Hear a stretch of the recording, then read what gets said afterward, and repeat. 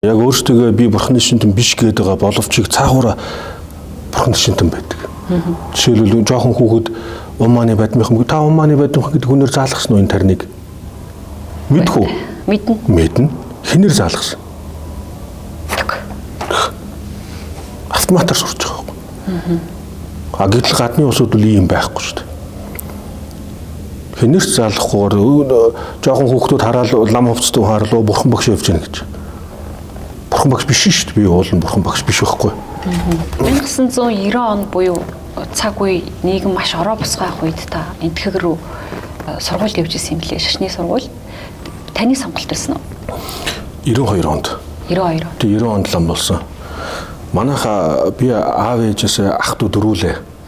Тэгээ дээрээ нэг ахтай дор хоёр дүүтэй дандаа эрэгтэйчүүд. Тэгээд багаасаа өвөө эмээтэйг их ойрхон байсан.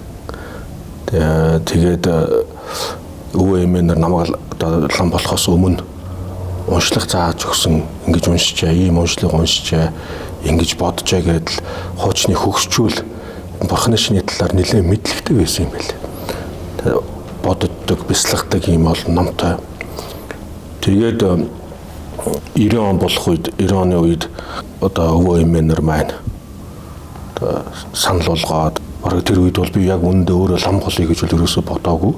Тэгэл өвөө эмээ нар маань шашин шүтлэгтэй юм сүсэг бишрэлтэй хүмүүс байсан. Тэгэл тэдний одоо нөлөөгөөр лам болсон доо. Таны удам судар лам ч юм уу шашны хүн байсан уу? Байсан. Манай аавын талдч байсан, ээжийн талдч байсан. Манай аавын талд бол ийм одоо манай аав маань бол Арган аймгийн өндөр улаан сумын хүн. Тэгээ Арган аймагт гүртэн гэж одоо чойжин сахиус буудаг ийм хүн байсан. Манай ээжийн талд болохоор гавжнар бүдгийн одоо гүн ухааны чойрын номонд суралцсан тийм гавжнар байсан. Ялангуяа одоо Ташчимбэл Татсангийн Багласотов гэж их алдартай ийм лам байсан. Тэгээ энэ лам маань бол одоо манай эмээгийн наг цах нь байсан. Тэгээд их алдартай дагсал хаяглаараа ингэж багладаг хөдөлгөөнгөө болгодог гинэ. Тэгээд тэрийг өөрөө одоо тий одоо ном хаялцаад хаашаач хөдлөх тийм одоо хөдөлгөөнгөө ингэж гацаадаг байсан гэж. Тэгээд багалждагтай адилхан. Тэгээд Багласотов гэдэг алдартай ийм лам байсан гэж. Өөрөөр эртний лам нарын эд шид их сонсхолоор юм үлгэр домог шиг сонсогддог. Одоо яг энэ цагт тийм хүчтэй лам нар байдаг уу? Эд шид гэдэг чи одоо манай бурхны шинд их сонин ойлголттой эд шид. Бурхан багшийн үед эд шидийг хорж ирсэн. Бурхан багш өөрөө хорж ирсэн. Эд шид гэдэг чинь одоо энгийн хүний одоо ойлголтоор бол боломжгүй шахуу зүйлийг л одоо нэг хийж яах гэсэн үг шүү дээ. Тэгээд бурхны шашин бол эд шидийг бол чухалчилдаггүй. Гэтэ эд шид байдаг уу?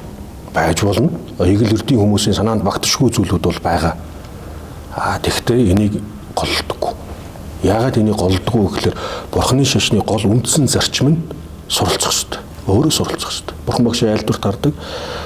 Сэтгэлээ захирддаг нь жаргана, сэтгэлдээ захирддаг нь зовно гэж. Тэгээ ямар тохиолдолд бид нар сэтгэлээ захирах юм бэ гэхээр өөрөө бодож иж сэтгэлээ захирна шүү дээ. Гаднаас удирдах боломж байхгүй шүү дээ. Тэгэхээр яаж сэтгэлээ өөрөө захирах юм бэ гэхээр өөрөө нэг юм бодох шүү дээ. Тэгээ юу бодох вэ гэдгийг эхлээд мэдэх шүү дээ. Мэдлэг дээр суурилдаг гэсэн үг. Тэгжээж бид нар өөрийн дотоод сэтгэлээ захирна, жолоод нь удирдна. Шинжлэх ухааны эрдэмтдийн судалгаагаар хүн өдөрт 50-60 мянган зүйлийг боддог гинэ. 50-60 мянган бодлуудын ихэнх нь сөрөг байдаг. Яа. Нөгөө талдаа судалгаагаар гарч ирж байна. Negativity bias гэж сөрөг зүйлд хурдан автдаг. Жишээлбэл бид нэр хэн нэгэн хүнтэй ингээл уулзах үедээ эхлээл ихэнхдээ нөгөөний таагүй зүйлийг олж амархан олж хардаг шүү дээ. Тэгээд явцын дунд энэ хүн чинь миний бодсон шиг биш юм байна. Сайн хүн байж таа гэж явцын дунд таньдаг. Тийм ардын зүрх хүртэл байх шүү дээ. Хүлгийн сайныг унжээж мэднэ, хүний сайныг нөхөрлж ээж мэднэ гэж. Гэтэл гим алдааг нь бол төрүүлээд харчдаг. Дурсамж гэхэд л сөрөг дурсамжууд хүнд их хурдан орж ирдэг.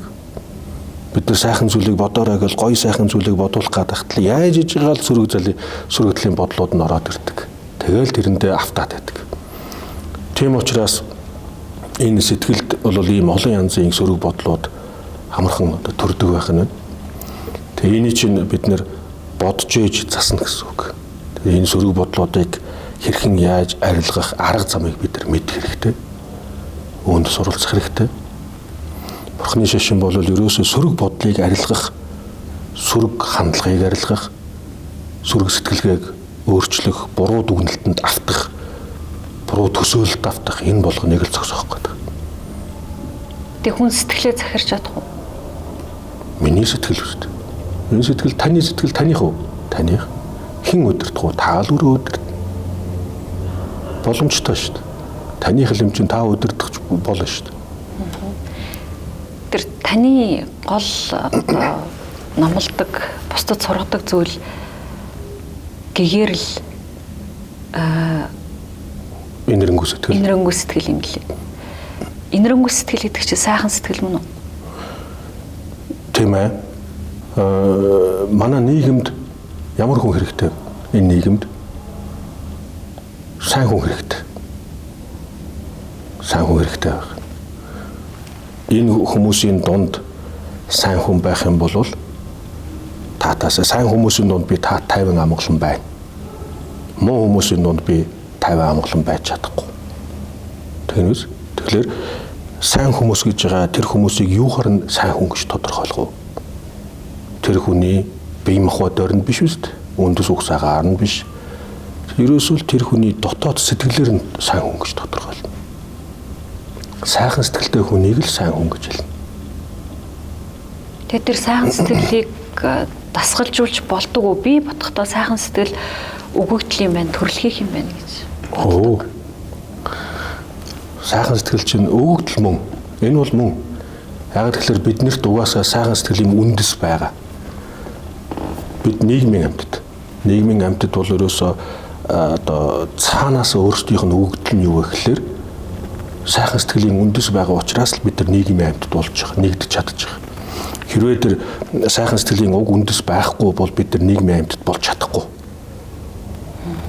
Тэгэхээр бид бүгдд нийгмийн амьтад учраас бид бүгдд сайхан сэтгэлийн үндэс байна. Хоёрдугаарт нь бид нар эхийн хөвлөд дөнгөж эхийн хөвлөд боож явах үед ээж нь хайрлаж байгаа үст. Эхийн хөвлөд байгаа хүүхдээ хайрлаж байна. Жохон том болоод ирэх үед хөдлөхтөн л түүнийг хайрладаг. Эхийн хөвлөд байх үед л ээж нь хайрлаад тэр ээжийн хайрыг эхийн хөвлөд боож байгаа хүүхэд мэдэрч өсдөг, мэдэрч боождөг. Эхээс дөнгөж гарсны дараагаар тэр ээж нь хайрлаад, инэрч хайрлаж, энэ хүүхдээ инэрх хайрлах тийм сэтгэл төрж иж тархинд өөрчлөлт явагдаад түүний улмаас эхийн ангир ураг ивэлж хүүхдээ хөхүүлдэг. Эхийн ангир ургийг хөгж явах үед л тэр хүүхэд эхийн инэрл харийг мэдэрч байгаа. Эхийн инэрл харийг хүртэж гин гэсэн үг. Мөн дээрээс нь энэ олон эмч сувлагч нар тэр хүүхдийг хайрлаж иж амьд авч үлдэж чадчих байгаа үз. Тэгэхээр ерөөсөө бид нэр альч талаасаа, нийгэм талаасаа, бие махбод талаасаа, альч талаасаа бидэнд инэрэнгүү сэтгэлийн уг үндэс байгаа. Дээрээс нь ахаад шинжлэх ухааны эрдэмтдийн судалгаагаар хүний үндсэн чанар нь одоо англиар бол compassionate гэж нэрлэж байна. Эерэг бөгөөд инэрэнгүү чанартай. Тэгээд тэр яагаад алга болчихсон? Алга болоогүй байгаа. Байна. За одоо би тайлбарлая.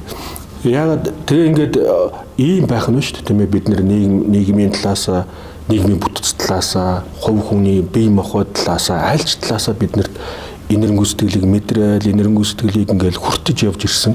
Тэгэхээр хүн бүхэнд инэрэнгүү сэтгэлийн уг үндэс байгаа. За тэгээд та анзаарсан бол одоо жоохон хүүхэд хинтээж хамаагүй тоглодог үст. Хинтээж хамаагүй тоглоод, хинтээж хамаагүй ингэ сайхан сэтгэлээр ханддаг. Гэтэл яадгүй бага насны хүүхэд, бага болчих насны хүүхдүүд тийм байснаа том болоод ирэхлээр энийг алдчихж байгаа үз. Алдчихж байгаа. Яа. Том болоод ирэх тусмаа хүмүүс ингээл бусдаас болгоомжлол ингээл нэг хүмүүс нөгөө жоохон хүүхдийн тэр нэг гоё сайхан зүйл алдчихдаг. Яг л манай нийгмийн бүтцэн систем нь болохгүй байна. Бие биенээ хайрлах сургалтыг бид нэр ингээд алдаад байна. Хүүхэд сургуульд явж эхлээд л нэгнээсээ болгоомжлол том болоод ирэх тусмаа л олон хүмүүстэй муудалцдаг, эрхнээс болгоомжилдаг, айдаг ийм байдалтай болж ирж байна. Инэрэнгүү сэтгэлийг нэг хайрлах, нэгнийгэнтэй халуун дулаан сэтгэлээр хандах энэ зүйлийг бид нар зааж өгч чадахгүй байна. заахгүй. Нөгөө талаараа Түрүүн та асуусан энийг хөгжүүлж тэр сайхан сэтгэлийг хөгжүүлж болох уу? Хамгийн боломжтой зүйл энэ байна шүү дээ. яаж хөгжүүлээ? Хамгийн боломжтой зүйл, хамгийн шаардлагатай зүйл агаар ус мэт ийм чухал зүйл болоод байгаа. Яг тэгэхээр бид нэр жаргалтай амьдрах үгүй юу гэдэг чинь зөвхөн бидний сэтгэлтэй холбоотой. Жишээлбэл гадна талд хичнээн тав тухтай орчинд амьдарж байгаа хэрнээ зовлонтой сэтгэл нь маш их стресстэй тийм хүмүүс зөндөө их байна. Тэгээд хэр их автж байгаагаараа л зовлон байдаг гэж та хэлэх гээд. Гэхдээ гол нь юу вэ гэхээр ерөөсөө энэ хүний мэдээж хэрэг одоо хүний жаргал зовлонг бол хоёр янзаар ангиллана л да. Нэг нь бие махбодын жаргал зовлон, нөгөөх нь сэтгэлийн жаргал зовлон гэж. Бие махбодын жаргал зовлон бол бүгд хэмжээ хязгаартай байгаа. Яг гэвэл бие махбод хэмжээ хязгаартай. Тийм байгууз. Би жишээлбэл одоо амттай сайхан хоол идье гэж бодоход яг өөрийнх нь идэж чадах хэмжээний хотоодны хэмжээгээр л амттай сайхан хоолыг идэж чадна. Чихээрээ гэхэд л гоё сайхан зүйлийг сонсон ихэд яг өөрийн сонсож чадах хэмжээний зүйлийг л сонсно. Жишээлбэл арслан 15 км-ийн цаатахыг сонсдог гинэ. Хүн тэгж чадахгүй шүү дээ. 15 км-ийн цаана байгаа тэр гоё сайхан зүйлийг би сонсож чадахгүй гэсэн үг. Тэгэхээр бид нар бие махбодтой баригдаж байгаа. Бие махбод ийм хэмжээ хязгаартай учраас биеийн жаргал зовлон бол яг ийм хэмжээ хязгаартай явна. Гэтэл сэтгэл тийм биш. Бидний сэтгэл яадаг вэ гэхээр хэмжээ хязгааргүй, гарт баригдахгүй байна, нүдэнд үзэгдэхгүй байна, материаллык зүйл биш учраас хэмжээ хязгааргүй гэдэг. Яг одоо Америкийн тухай боддоо. Америкийн эрхчлөөний хөшөөг боддоо. Яг л бодогдож байгаа шүү дээ. Бидний яг энэ агш нь миний сэтгэл тэнд очиж гин гэсэн үг. Ийм хурдан гүйдэг хэмжээ хязгааргүй явдаг энэ сэтгэлийг бид нэр зовлонтой болгочих юм бол тийм хэмжээний зовлон хамсах гэдэг. Тэгэхээр бидний бие махбодын жаргал зовлон чухал уу, сэтгэлийн жаргал зовлон чухал уу гэвэл сэтгэлийнх нь илүү чухал байна. Энэ хүчтэй байна. Гэтэл одоо бид нар яаж ийм нөхлөр бие махбодын жаргал зовлон дээр анхаарлаа хандуулж чадна. Бие махбод дээр хамаг анхаарлаа хандуулж шүү дээ. Би таргалж जैन, турж जैन тэгдэг үстэй. Одоо тэгэл ус цайрж ерөөсөө ус цайрж जैन, үрчлээ сууж जैन гээл би эсвэл хөгшөрж जैन гээл янз янзын асуудлууд бие махбодтой холбоотой энэ олон юм энэ дээр л анхаарал хандуулаад сэтгэл дээр ерөөсөө анхаарал хандуулахгүй байна. Зарим хүмүүс яаж ийм нөхлөр ялангуяа нэг ачаалттай ажилдаг улсууд маш их ажлын ачаал аваад ер нь тэгээд нэг хүндрэлт нийтээрээ нэг ийм байдал руу явж ин да бүгд ачаалттай уцаар ирсэн хүн болгол завгүй л ажил ихтэй байна л нийтээрээ нэг ийм болчлоо.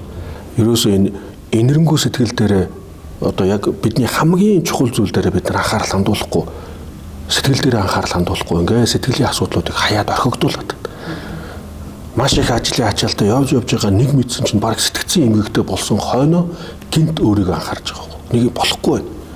Болохгүй шүү дээ. Энэ сэтгэл дотор явж байгаа энэ олон сэтгэлийн хямрал, стрессүүд чинь бидний биеийн эрүүл мэндийг сүйтгэхэд байгаа. Тэгэл гинт ухаарал хөө юу болов гэсэн чинь айл эзний сэтгцэн эмгэгтэй болцсон, сэтгэл нь өвдсөн. Бидний бие махбод өвдөхөд бол бид нар мэдээд байгаа. Энэ төлөв мэдлэг бидэнд байна. Би яавал би эрүүл байх вэ? Яав энэ хоолыг идэх үү, энийг болох уу, яах вэ? Бид нар мэднэ. Сэтгэлийн талаар мэдлэг байхгүй байна бидэнд. Сэтгэл өвдөд байна. Тэрийгэ таньж мэдэхгүй байна. Таньж мэдэхгүй байна. Сэтгэл рүүгээ анхаарал хандуулахгүй байна. Тийм учраас манай бурхны шашинд ерөөсөө л бурхан багшийн гол одоо номлосон зүйл нь энэ сэтгэлийг засах хэрэгтэй байна. Сэтгэл рүүгээ анхаарал хандуулаач. Энэ сэтгэлээс бүх асуудал чинь сэтгэлээс үүсэн шүү гэж. Яг одоо бидний амсж байгаа зовлон байна тийм үү? Янз янзын зовлон амсдаг, янз янзын зүйлүүд бид нар таагүй зүйлүүдийг мэдэрж байгаа. Юунаас бий болсон юм? Бидний урд нь хийсэн буруу муу үеийн үр дагаварт бий болж байгаа. Яагаад бид нар буруу муу үйлийг хийхэд хүрв? Яагаад ийм муу юм буруу юм хийхэд хүрв? Сүрэг сэтгэл хөдлөлт автаж байгаа. Уурлаад л хин нэгэн хүн муухай үг хэлчихэж байгаа шүү дээ. Уурлаад л хин нэгэн хүнийг цохоод авч байгаа шүү. Эсвэл хүсэл шунал төрөөд хулгай хийчих. Тэгээд ингэж үзэхлээр дандаа сүрэг сэтгэл хөдлөлт автаж байгаад бид нэр буруу юм хийдэг. Тэгвэл яагаад тэр сүрэг сэтгэл хөдлөл бий болоод байгаа? Яагаад? Яагаад хүн уурлаад байдаг? Яагаад хүсэл шуналд автаад байдаг? Яагаад атаа хорсолд автаад байдаг? Мэдхгүй учраас л ингэж. Мэдхгүйгээсээ болоод бид нар уурладаг. Мэдхгүйгээсээ болоод хүсэл шуналд автдаг. мэдэхгүйгээсээ болол атаа оршилт автаад. Дандаа бид нэг зовоодог зүйл өгдөө шүү дээ. Тийм үү шүү дээ. Өөртөө хүний дэргэдэнд байхад зовлонтой шүү дээ. Шуу холтоод л ямар санагдана. Гэтэл тэр хүний ууралж байгаа хүний дотор орох юм бол бүр илүү тавдахгүй болно. Тэгэхээр уур гэдэг чинь ийм хэцүү зүйл. Хөсөн шуналч гэсэнтэй ялгаагүй. Энтхийн эрдэмтэн Лав Махамади гэж эрдэмтэн байсан. Тэр эрдэмтэн юу гэж альцсан бэ гэхээр шунлын дарангуулаас ангиж ирсэн хүнийг эрэг чөлөөтэй хүн гэж хэлнэ гэж. Хизээ эрэг чөлөөтэй болох вэ гэхээр шунлгүй болсон цагт л эрэг чөлөөтэй болно гэж. Энэ шунал гэдэг чинь одоо биднийг ингээл хазаарлал ингээл аваа авчиж байгаа юм шиг тийм л байдалтай. Дандаа тийм юмний эрхэнд байна шүү дээ. Одоо нэг атаархан хүмүүс идэв шүү дээ. Тэр хүн чинь физикийн хуулиар болохоор атаархаж байгаа нь өөрөө тэр хүний амьдралыг сүтгээд байгаа шүү дээ. Тэрийг мэдж байгаа хэрнээ тэр хүн гээд тэр сэтгэлийг хазаарлаж чадахгүй атаархаад байгаа шүү дээ. Тийм учраас л нөгөө нэг сайхан сэтгэл, инэрэнгүй сэтгэл гэдэг нь өгөгдөл юм болоо гэж бодсон баг. Тэрнийг харин яаж тренинг хийж дасгалж болох вэ? Эсвэл өдрөө болгон хэлэх ёстой юу тэр? Хүн эсвэл өдрөө болгон би хүнд татаарчлахгүй шүү, ууралж болохгүй шүү гэж өөртөө хэлэх ёстой юу? Хэлэх ёстой. Тэгвэл тэр юм яагаад уурлах ёсгүй юм бэ гэдэг мэдэх нь чухал байна. Мэдэх нь чухал. Яагаад уурлаад амжилтанд хүрдэг бол уурлаад л байя л да. Хөсөн шуналд автаад л хулгай хийгээл ялангуяа төрийн мөнгө хувьдаа завшаад манай Монголд ч цоврал хулгай явчих шүү дээ. Цоврал Америкт нэг цоврал алуурчин гэдэг шиг манай Монголд нэг тийм цоврал хулгаал явах юм. Нэг хулгайн сенсац дуусаагүй байж итэл дараагийн сенсац нь залгаал Е вазар байна одоо тэр чигээрээ хулгайчуд юм шүү. Тэр хулгай хийж байгаа нь өөрөө карма үеийн үр мөн үү? Үйл мөн. Үр нь биш. Үр дагавар нарийн ирээгүй баг. Тойл тэр чинь ардталт нь үр дагавар нэр шүү дээ. Ямар юм хийж байгааг мэдэхгүй байна. Юу л өөрийгөө хийж түлхэж хайж байгааг мэдэхгүй байна. Маш аюултай байхгүй юу? Одоо төрийн мөнгийг, улсын мөнгийг хувьдаа завшина гэдэг чинь аюул байхгүй. Маш аюултай зүйл. Бүр нэг хүний юм улгаалахаас илүү. Яг тэр. Нэг хүний юм хулгайлахад нүгэл нь арай бага. Гэхдээ нүгэл мөн 3 сая хэдэн зуун мянган хүний юм хулгайлчих байгаа байхгүй. Төрийн мөнгө гэдэг чинь. Тэг би юутай зүйрлдэг вэ гэхээр ийм шилэн элсэн цаг байна шүү дээ. Элсэн цагтаа зүйрлдэг. Элсэн цагны хоолоогоор яг тийм хэмжээний элсэл доош байгаа тэр хоолоогоор нэвтэрнэ. Дээр байгаа тэр их элс чинь нэвтэрч чадахгүй. Гэтэл энэ төрийн мөнгийг энэ олон хүмүүсийн мөнгийг хувьдаа завшаад байгаа чинь яг тэр нарийн хоолоогоор дээр байгаа элсийг чихээд байгаатай адилхан. Хэрвээ тийг чихэх юм бол цад үсэрнэ үү? Элсэн цаг бол задарна. Хүн бол ингээд нүгэл хураагаад л яваад байгаа. Тэгээ тэрийг буцаага төлнө. Хүнээс мөнгө авчвал буцаага төлдөг үстэй. Төлнө. Ямар нэгэн байдлаар төлнө. Эрүүл мэндээрээ төлнө. Амь насаараа ч төлнө. Маш олон зүйлээр төлнө. Эд хөрөнгөөрөө төлнө. Буцаагаад ямар нэгэн байдлаар. Хүмүүс энийг мэдэхгүй байна. Энийг хийсний үр дагаварт нь ийм аюул гарна шүү гэдгийг мэдэхгүй учраас хүн хийгээд байгаа. Гэхдээ мөнгөтэй баян хүмүүс чинь айгүй сайн одоо нэг тийж ярьдаг шүү дээ. Яг нөгөө сайхан сэтгэлтэй зөв хүмүүс хохироод нөгөө талд одоо шуналтай ч юм уу муу сэтгэлтэй одоо сөрөг бодолтой гэдэг ч юм уу тэр хүмүүс хожоод байна. Тэр хүмүүсийн нийгэм болчлоо гэж яриад байдаг шүү дээ. Тэр хүмүүсийн гэхдээ үеийн үр нь одоо яг энэ наснд биш дараагийн наснд бас яригдах учраас түрүүн таны асуудаг чи яг одоо наадах чинь богдын лүндэн гэдэг чинь энэ байна. Хүмүүсийн сэтгэл догшрох одоо сэтгэл нь ийм хямраад тийм ээ нөгөө сайхан сэтгэл нь алдагдаал муу сэтгэл нь их болоод ирэх үед ямар шинж тэмдэг гарах вэ гэхлээр манай богдын лүндэн дотор байх. Нийгэмд ямар үзэгдэл бий болох вэ гэхлээр нүгэл буйныг андуурна гинэ. Тэрний юу вэ гэхлээр яг сая таны хэлдэгчлэн нүгэл хийгээд буруу юм хийгээд байгаа улсууд нь завшаад байгаа юм шиг. Зөв явдлаар яваад зөв одоо суртахуунтай зөв ингэж явж байгаа улсууд нь хохироод байгаа юм шиг. Ийм ойлголт нийгмийн дунд бий болно. Тэгээ яаж нөхлөр хүмүүс энэ хүн ингэж яваад аж болох юм байна. Ингэ болох юм байна. Би ч гэсэн ингэж. Тий, би ч гэсэн ингэ. Төрөөс мөнгө хувьдаах бол завшаад энэ хүн болж шít. Би ч гэсэн ингэ чи гэж бодоол. Тэгээ тэрийг хийдэг. Манай богдын лүнд дотор юу гэж байдаг вэ гэхээр ийм цаг үе ирнэ. Тэр цаг үед нүгэл буян хэвээрээ байна шүү. Нүглийг битгий эндүүрээрээ, нүглийг буян гэж битгий эндүүрээр. Нүгэл буян байдгаараа л байна. Үр дагавар нь ирдгээрээ л ирнэ. Нүгэл хийх юм бол нүгдийн үр дагаварт зовлон эрдгээр ирнэ. Жаргал буян хийх юм бол буяны үр дагаварт жаргал эрдгээрээ л ирнэ. Энийг битгий андуураараа гэж бүр онцгойлон цагсан байдаг. Тэгэхээр энийг бид нар ойлгож авахын тулд хамгийн эхлээд нүгэл буян гэдгээ сайн мэдэх хэрэгтэй байна. Нүгэл буян гэдэг чинь шашны номлол биш. За. Шашны одоо зөвхөн шашны асуудал шашны ойлголт биш. Шашны ойлголт биш. Юусе хүн төрлөخت мөнгө, хүн төрлөخت байд жам ёсны асуудал байх нь шүү дээ. Жам ёс.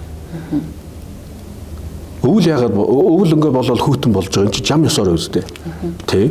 Өвөл боллоо хүүтрээ тань гэж хинч ууралдаггүй үстэй. Зум болохоор дулаардаг. Зум болоо дулаарчлаа гэл дулаахан болчлоо гэж хүн ууралдаггүй. Ягаад гэвэл энэ чи жам ёс. Жамын шиг бид нар хүлийн зөвшөөрж байгаа учраас үүнд ууралдаг бохимддог хүн байхгүй.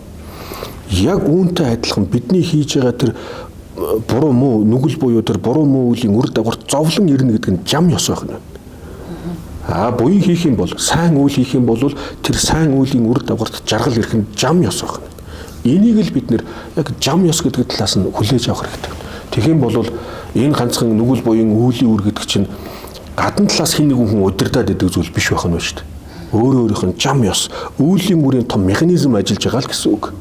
Хэрвээ удирдах болдог байсан бол бурхан багш Ализина удирдаад биднийг энэ хүн төрлөختийг бүгднгийн жаргалтай болгох чинь ертөнцийн эзэн удирдаад бүгднгийн жаргалтай болгох чинь Аллах тэнгэрч гэсэн зүгээр суухгүй. Бүгд л ямар нэг юм хийх боломжтой бол бүх юмыг л хийж гэхгүй байна. Яг тэгэхээр эн чинь ерөөсөө хүн хүний өөр өөртөө хийсэн үеийн одоо зарчмаараа ингэж явагддаг юм жам ёсороо л явагддаг зүйлүүд байна. Тийм учраас бид нэр үүлийн мадаа одоо бурхны шний одоо үзэл онол дээр бол үүлийн үрийг маш нарийн тайлбарладаг. Хийх юм бол үр дагаврыг хамснаа. Хийгээгүй бол хизээч тэр үр дагаврыг хамсахгүй гэж номлодог. Ингээд үзэхлээр бид нэр тэр буйныг хийгээд ах юм бол буйны үр дагаварт ирдэг жаргал ирэх нь гарцаагүй. Гэтэл буйны уг үндэс болсон тэр сайн үйлийг хийхгүй бол түүний үр дагаварт ирдэг жаргал ирнэ гэж юусоо байхгүй. Тийм учраас бид нэр аль болох энэ буян хийх хэрэгтэй, сайн үйл хийх хэрэгтэй. Тэгээ ямар тохиолдолд буян хийдгүү гэхээр буян хийхлээр хүмүүс заавал ганцхан одоо сүм хийдэд очиод мөргөнө гэж ойлгоод байдаг. Гэтэл тийм биш байна. Буян хийнэ гэдэг нь сайхан сэтгэлийн үүднээс хийсэн үйл хэрэг бүгдээрээ буян болно. Бурхны шний энэ сургаал номлол догматик номлол ерөөсөө биш. Яг ингэвэл ингэн тэгвэл тэгнэ гэж хатуу номлол ерөөсөө биш. Сайхан сэтгэлийн үүднээс хийж байгаа үйл хэрэг бүгдээрээ буян болно. Муу сэтгэлийн үүднээс хийсэн үйл хэрэг бүгдээрээ нүгэл болно. Хийж байгаа үйлдэл нь зөв хэн нэгэнд хэрэгтэй боловч муу сэтгэлээр хийх юм бол тэр нь бүгдээрээ нүгэл болох нь шүү. Та амьдралдаа тийм муу үйл хийжсэн. Хийжээсөө зөндөө хийжсэн. Би багада загас тэжээдэг байсан. Загас тэжээдэг байхдаа би зөндөө олон амьтаа алсан. Загас тэрэнд одоо гимшдэг. Нүгэл нэгсэндээ энгийнээр хэлэх юм бол алдаа хийдэггүй хүн гэж байдаггүй. Бид нэр бурхан биш, гэгэрсэн бурхтууд биш. Нөгөө талаасаа бид нар супермен биш үстэй. Марвелын баатрууд биш шүү дээ. Бид нар эгэл ердийн хүмүүс. Эгэл ердийн хүмүүст алдаа хийх магадлал тун өндөр байдаг. Яг л бид нар чадахгүй зүйлүүд байдаг. Бид нар оюун санаа түрүү хэлсэнчлэн би яг өөрийнхөө хэмжээнд л сэтгэж бодож шүү дээ. Өөрийн хүчин чадалтаа нийцсэн тийм хэмжээнд л сэтгэж бодож ингэж явна. Тэгэхээр биднэрт бол одоо бүхнийг чадах хүчин чадал тийм байхгүй. Алдаа гарах магадлал. Алдаа хийдэггүй хүн гэж байхгүй. Гэхээр гол нь чухал зүйл нь юу вэ гэхээр алдаа хийлээ гэж бодоход манай бурхны шинд хүмүүс чи нүгэл хийцэн бол одоо зовхоос өөр арга байхгүй гэдэггүй. Хүмүүст маш том боломжийг өгдөг. Бурхан багшийн айлд дуртай. Нүгэл хилэнцээ арилгах 4 хүч байдаг. За. Ямар? Нэгдүгээрт нь гэмших. Би буруу юм хийжлээ дээ гэж гэмших. Хамгийн гол хүч нь энэ. Сэтгэлдээ гэмших. Тий, өөртөө би буруу юм хийсэн байх шүү гэдгийг ойлгож ухаарах. Энийг сайн ойлгож гэмшиж чадах юм бол хоёр дахь хүч нь юу гэхээр ахиж хийхгүй шүү гэсэн бодол хүчтэй төрдөг. Тийм учраас хоёр дахь хүч нь ахиж хийхгүй шүү гэсэн бодол. За гуравдугаарт нь одоо хин нэгэн хүний муухай үгээр доромжилсан болвол яг түүний эсрэг талыг хийх ёстой. Сайхан хүн үг хэлэх ёстой. хин нэгэн хүн муухай үг хэлээл эсвэл хин нэгэн хүний эд хөрөнгө хулгаалаад ингээд ингэсэн болвол буцаагаад хүнд өглөө өгдөг байх шүү. Тэр сайн үйл чинь энэ муу үлийг дарна гэсэн үг. За тэгээ дөрөв дэх хүч нь болохоор одоо яг шашинтай холбоотой гүн гүнзгий одоо тарин уншиж бодож бяцлах гэх мэтчлэн эдгээр дөрвөн зүйлүүдийг бүрдүүлж чадах юм бол нөгөөлөлөнд бидний урд нь хураасан нөгөөлөл нь зарилна алтайгаа засаж залруулах боломжтой. Одоо өглөг хөснөрөө ч юм уу ганданд ирж мөргснөрөө хүний үеийн өр нэмгэрх үү? Сэтгэлтэй холбоотой. Ямар сэтгэлээр ирж гэнэ үү? Тэрнээс шалтгаална. Заримдаа манай энэ гандан гарч нэг нохоо гүйгээл гараа явчихдаг шүү дээ. Гандан дээр орж ирээл гараа явчихж байгаа. Юу ч бодохгүй тэр нь ямар ч нөлөө байхгүй. Яг тэрнтэй адилхан тэгэл би шашны дээд сургуульд багшилдаг байхдаа яг боддог байсан. Өдөр болгон сургууль дээр хичээл заадаг. Өдөр болгон гандан руу зорж ирдэг. Тэгтээ одоо манай номон дээр гардаг юм л да. Багшийнхаа зүгт явах, аав ээжийнхаа зүгт явах, сүм хийдийн зүгт явах, буян хураах гэж зорж тэр зүгт явах. Энэ болгонд буян хураадаг. Нэг алхахад л буян хураадаг гэж байдаг. Сүм хийдийн зүгт ингээд энэ буйны сэтгэлээр ирэх юм бол буян хураана. Сайхан сэтгэлийн үүднээс уурлаад ирэх юм бол нүгэл хураана.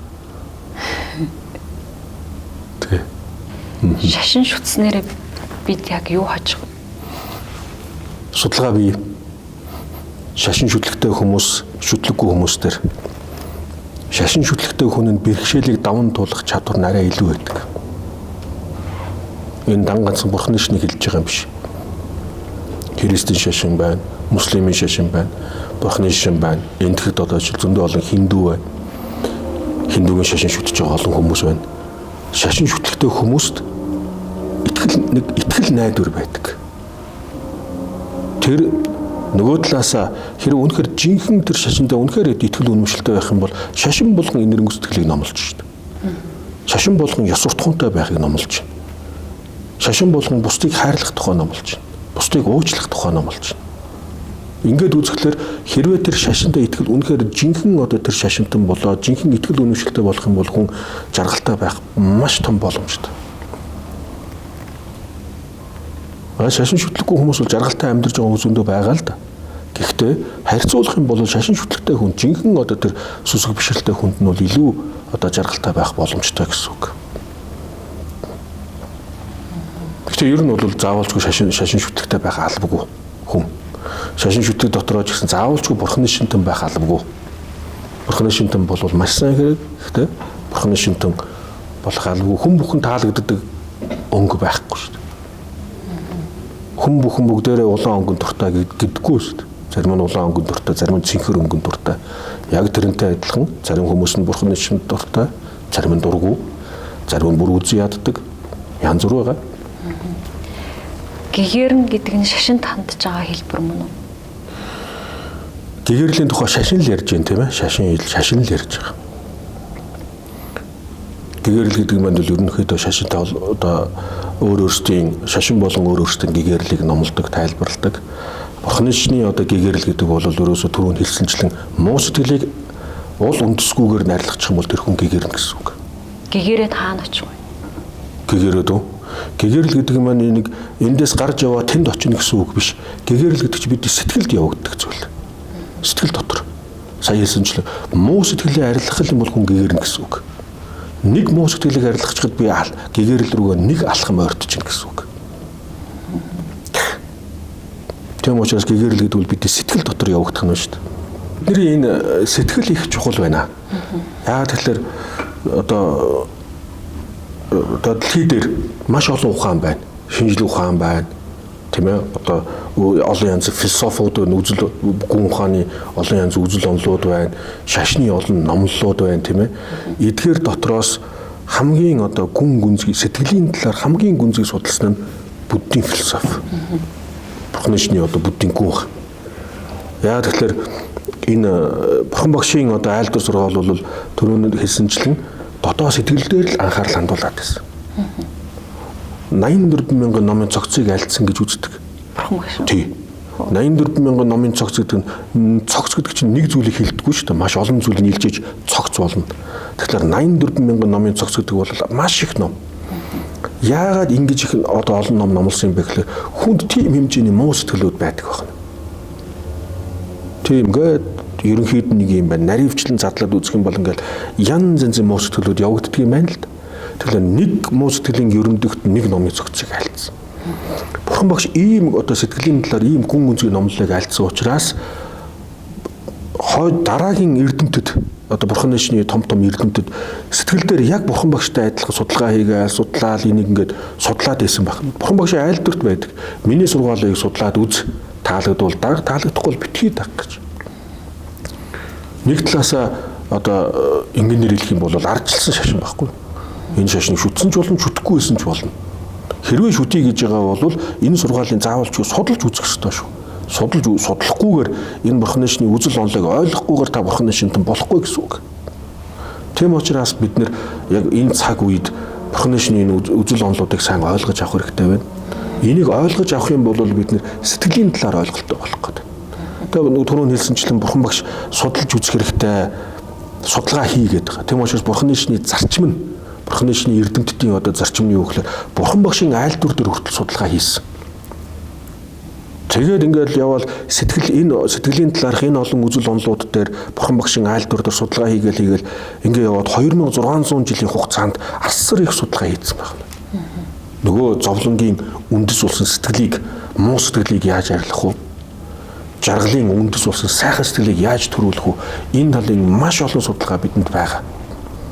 Тийм учраас орчин үеийн шинжлэх ухааны эрдэмтэд буддийн философиг маш сонирхон судалж байна. Ялангуяа хоосон чанарын үзэл онол гэхэд орчин үеийн шинжлэх ухааны квант физикийн эрдэмтэд хоосон чанарыг маш их сонирхож байгаа байхгүй. Үнэхээр сонирхлын татсан сэтгэлийн булаасан тийм үзэл онол. Яг тэгэхээр квант физикийн эрдэмтдийн дунд квант физикийн эрдэмтэд ямар дүгнэлтэнд хүрсэн бэ гэхээр бидний нүдэнд үзэгдэж байгаа энэ юмс үзэгдлүүд бүгдээр бидний нүдэнд харагдаж байгаа шиг биш байна. Материаллык зүйл биш байна гэж үзсэн.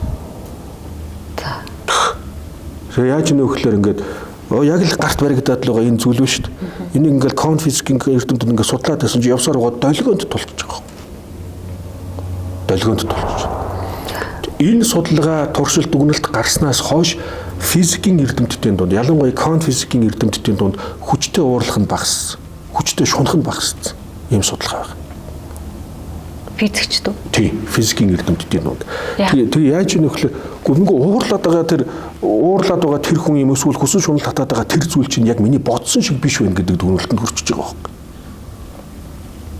Манай бурхны шний одоо үзэл онолоор бол хоосон чанарын ойлголт гэж энэ гадна талдаа үзэгдэж байна. Үзэгдэж байгаа боловч яг үзэгдэж байгаа шиг биш юм а гэдгийг тайлбарласан. Квант физикийн эрдэмтдийн тэр судалгаа дүгнэлт нь буддийн гүн ухааны дөрвөн төвшний тэр сэтгэл хөдлөлтний үзэл онолтой их төстэй болгоод ирсэн. Гэтэл энийг бүр гүнзгий төвшөнд тайлбарсан төв үзлийн онол байгаа байхгүй. Бурхан багшийн айлц төв үзлийн онол. Тэгэхээр бид нэр ерөөсөө энэ бидний нөгөө түрүүн хэлсэнчлэн тийм ээ нөгөө мэдэхгүй байна. Өөрсдийн дүгнэлтэнд өөрсдийн төсөөлөлтөд автаал бид нэр уурлаад байна. Өөрсдийн төсөөлөлтөд автаал хүсэн шуналд автаад байна. Дандаа бидний тав тухгүй болгодог зовоодог зүйлүүд. Энэ болгоны уг үндэс нь яг үүндээ бидний бодсон шиг биш байгаа байхгүй. Тэгээд үзэхлээр чинь 50 байж болохоор байгаа шүү дээ. Хуурамч ертөнцид амьдраад байгаа. Хуурамч. Эсвэл та намайг харж байна уу? Харж байна. Харж байна уу? Над руу заа та. Цээж рүү зааж байгаа. Миний цээж шүү дээ, би биш шүү дээ.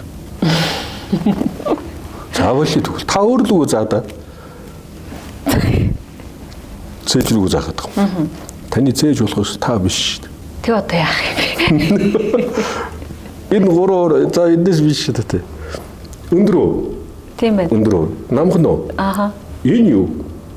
Голынх нь. Голынх нь тийм үү? Энийг өндөр гэж хэлж чадах уу? Нөгөөхтэй нь харьцуулбал тийм. Намхан байгаа шүү дээ. Намхан гэчвэл үгүй ээ. Энэс өндөр байгаа шүү дээ. Энийг юу гэж тодорхой? Өндөр гэж хэлж чадахгүй, намхан гэж хэлж чадахгүй. Тийм үү?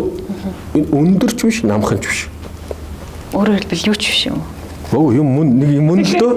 Тэгвэл энийг бид нэр гэтэл яг энэ ядам уруу дангаар нь бид нар нэг тодорхойлоод байгаа хгүй. Энийг өндрөөл гэж бодоод байгаа хгүй. Өндрөл гэж бодоод байсан чинь үгүй дунд хуруунаас намхан байгаа хгүй. Намхан гэж бодоод байсан чинь үгүй чигч хуруунаас өндөр байгаа хгүй. Яг үүнтэй адилхан бидний боддог тэр зүйлүүд маань яг бидний бодож байгаа шиг биш байна. Өндөр гээл бодоод байсан чинь өндөр биш байна. За тэгвэл намхан юм байна гэж бодсон чинь намхан ч бас биш байгаа хгүй. Тэгэхээр альва нэгэн юмс үзэгдэл чинь яг бидний тодорхойлоод байгаа юм шиг тийм биш. Хэн нэгэн хүний муу хүн гэж тодорхойлж байгаа. Миний дургу үргээд байгаа нэг хүн байна. Энэ өстой муу хүн гэж бодож байгаа. Тэр хүн өөрийнхөө мөн чанар талаасаа муу хүн байсан бол түүнийг харсан хүн бүхэн энэ хүн муу хүн гэж харах ёстой. Гэтэл тийм биш шүү дээ. Би эндээс л тэр хүнийг муу хүн гэж хараад байгаа болохоос нөгөө талаас түүнийг харилж байгаа хүмүүс зөндөх байгаа шүү дээ. Тэгэхээр муу хүн гэдэг тодорхойлт хаана вэ? Тэр хүн биш энд байгаа байхгүй. Би өөрөө эндээс л муу хүн гэж тодорхойлоод байгаа. Тийм үү? Тэгж ойлгогдож байна уу? Ойлгогдож. Тийм байгаа үз? Тэгээ дээрэс нь тэр хүн үнэхээр муу хүн байсан бол өчигдөрч муу хүнээрээ байх ёстой, өнөөдөрч муу хүнээрээ байх ёстой, маргааш ч муугаараа байх ёстой. Гэтэл хэсэг хугацааны дараа нөгөө хүн чинь боддог ихэндээ ингээл уурлал, бухимдал, стресстэй байсан чинь хэсэг хугацааны дараа ингээ бодсон нөгөө хүн чинь яг миний бодсон шиг байдаггүй, сайн хүн байсан байна. Тэг эргээд нөгөө хүнтэй сайнаар хандаж эхэлж байгаа шүү дээ. Тийм үү? Үнэхээр муу хүн бол үнэхээр өөрийн мөн чанараасаа муу хүн бол хизээ тэр хүн муугаараа л байх шүү дээ. Гэтэл хичнээн дургу үргээдсэн хүнтэйгээ сайхан нөхөрлөд явж байгаа тохиолдол зөндөө их байдаг. Тийм учраас муу гэдэг тодорхойлт зөвхөн энэ надаас л гарч байгаа. Тийм үү? Би муу хүн гэдэг тодорхойлч буруу шүү дээ. Миний муу хүн гэд тэр хүнийг муу хүн гэж бодоод уурлаад бухимдаад байсан чинь буруу байгаа. Үнэн зөв биш байгаа. Ялгаагүй нөгөө талд хөсөн шунал татаад байгаа тэр нэгэн зүйл байна. Хичнээн гоё гэж бодоод байсан тэр зүйл чинь яг үүндээ миний бодож байгаа шиг гоё биш байгаа байхгүй. Урд нас гэж байдаг уу? Урд нас байгаа. Урд нас гэж байгаа. Тэгвэл бид нар яагаад урд насныхаа үйл явдлыг ч урд насаа санддаггүй юм бэ? Та нэг 10 жилийн өмнөх юмаа санаж гин үү? 20 жилийн өмнөх юмаа бүгдийг санддаг уу? Бүгдийг биш гэхдээ хаа сандах гэж. Та урд насаа битгэл энэ насны юмаа сайн санахгүй шүү дээ. Тэ? Энэ насны өчигдрийн уржигдрийн болсон юмыг бүрэн гүйцээ санахгүй байгаа шүү дээ. Тэгвэл урд насныхыг бүр санахгүй шүү дээ. Тийм үү? За. Гэтэ нөгөө гиганттай хувилгаан хүмүүс сандаг гэдэг те. Энэ насны юмаа бүрэн гүйцэд санаж байгаа хүмүүс зөндөх байгаа шүү дээ. Урд насны юм? Санана. Та сандаг уу? Би сандаггүй. Би өчигдөр болсон юмаач байлтаа санахгүй. Урд насны үйл явдлаа сансан тохиолдлууд зөндөх байдаг. Жишээлбэл энтхэгт нэг жоох охин төрсөн гинэ. Тэгэл тэр хүн миний аав ээж гэж тийм хүн байгаа, тэнд байгаа гэж ярьдаг үуч. Тэгээ яг нөгөө аав ээж нь дагуулад очсон чи яг тэр охины ярьсан зүйлүүд нь яг тэнд байсан гэж. Ийм тохиолдлууд байгаа. Нөгөө талаасаа урд насыг нотлох нэг зүйл байна. Жишээлбэл яг нэг эцэг эхээс төрсөн хоёр ихэр хүүхэд байна. Тийм үү? Нэг хүүхэд нь ууртай, нөгөө хүүхэд нь 50 амгалан хүүхэд байгаа. Эсвэл нэг айлын хүүхдүүд яг нэг эцгийн хүүхдүүд тэр нэг нь дуулдаг авьяастай байхад нөгөөх нь бүжгэлдэг авьяастай. Өөр байдаг. Өөр байгааз. Нэг нь айлын хүүхдүүд бүгд л өөр байдаг шүү дээ. Тэгээ яг уу. Яагаад энэ хүүхэд нь бүжгэлэх авьяастай болоод яагаад энэ хүүхэд нь дуулах авьяастай?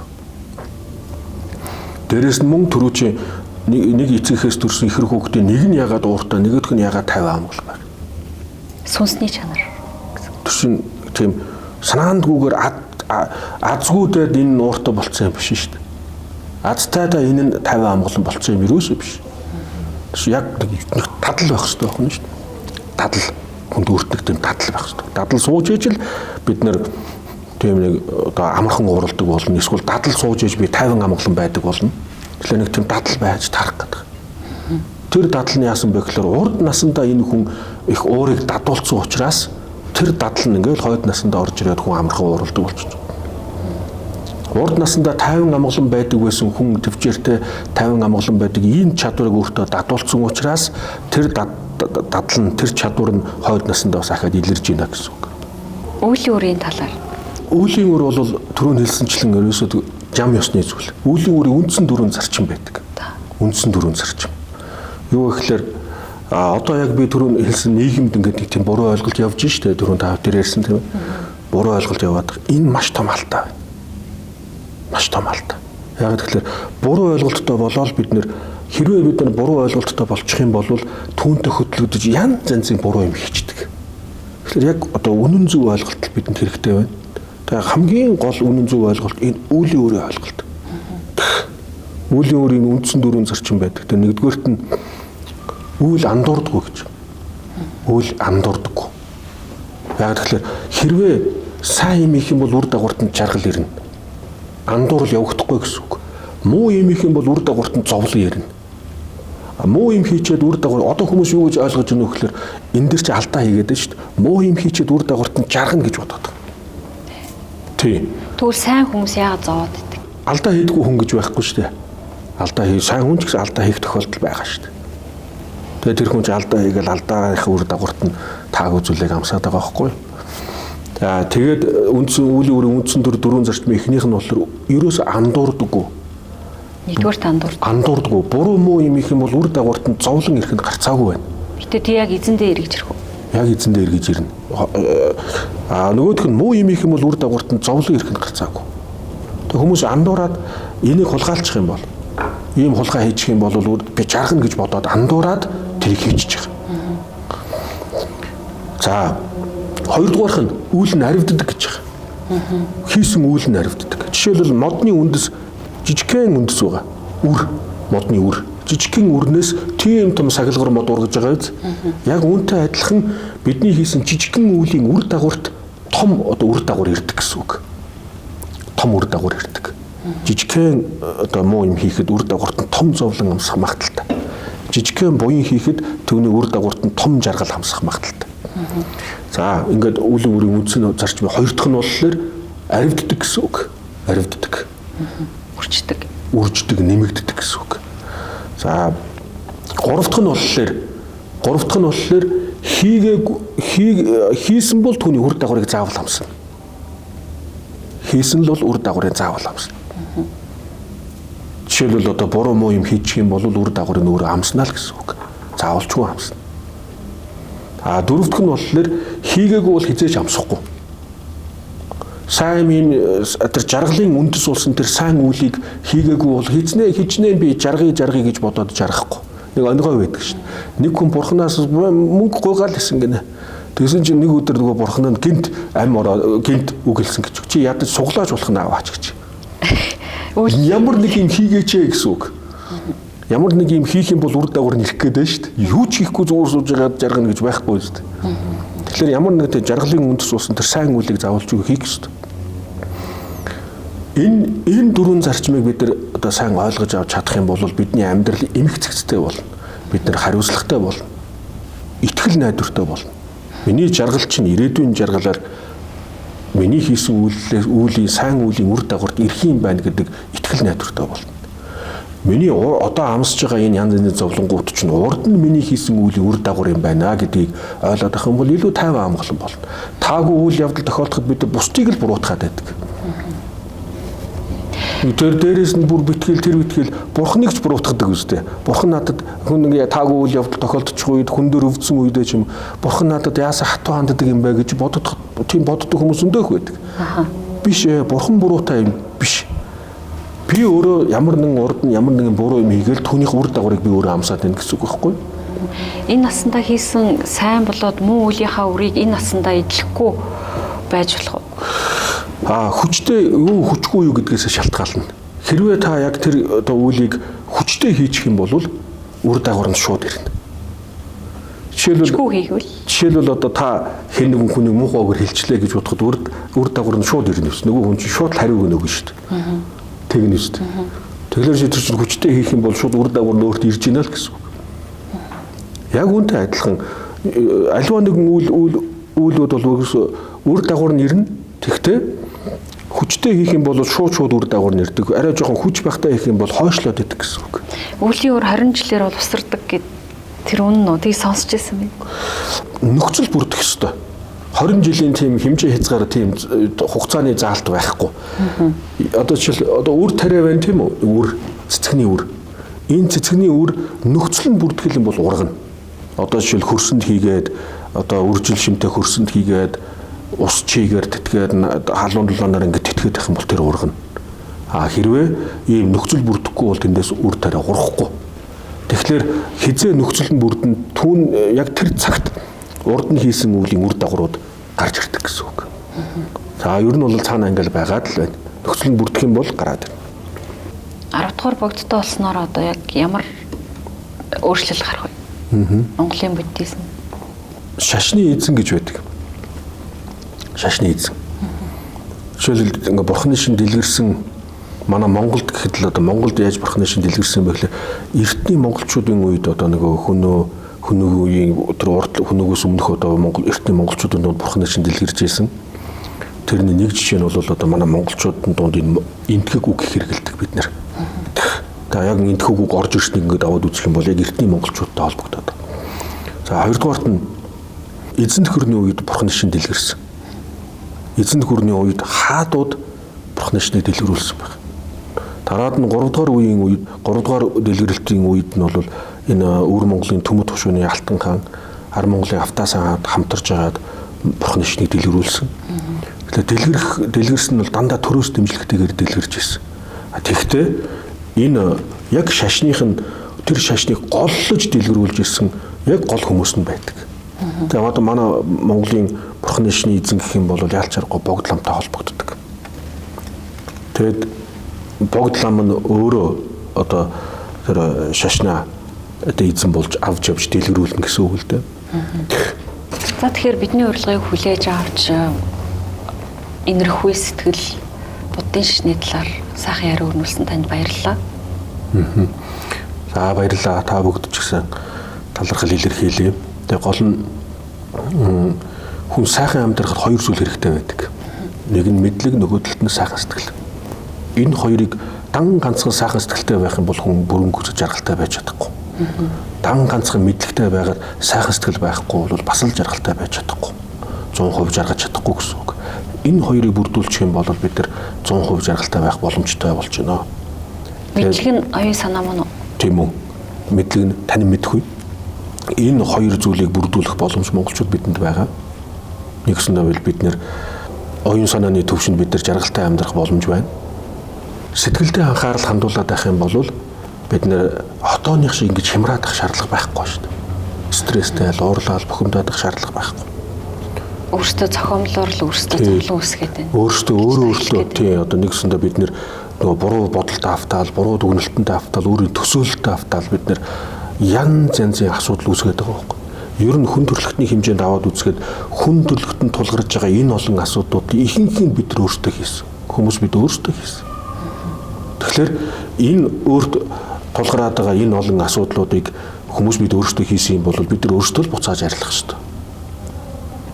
Манай монголчуудад зөндөө олон зохиомл асуудлууд байна. Мэдээж хэрэг гадна талд асуудлууд зөндөө байна л да. Гэхдээ тэдний ихэнх нь бид нар өөрсдөө бий болгодог. Замын түгжрэл байна. Түгжрэл тэртээ дэргүү түгжрэл бол байдгаараа байж л байгаа. Гэхдээ энэ дээр судалгаагаар аваад үзэхэд 70% зохиомл түгжрээ гэж. Бид нар өөрсдөө хэн нэгэн хүн амиа бодсноос болж, амин хуваа хичээснээс болж түгжрэл үүсэж байна. Янз янзын асуудлууд ингээл нэг машин хаагаад тавихад л тэр олон машинууд ардталт нь бүгдд нь түгжрэл үүсгэж байгаа. Тэгээ эн чинь зохиомл түгжрэл шүү дээ. Тэгэхээр бидний энэ нэг одоо сэтгхүүгээс болоод янз янзын одоо асуудлууд үүсэж явж байна. Тэгээ энэ олон асуудлууд ихэнх нь амин хуваа хичээснээс л бий болдог. За баярлалаа. За баярлалаа.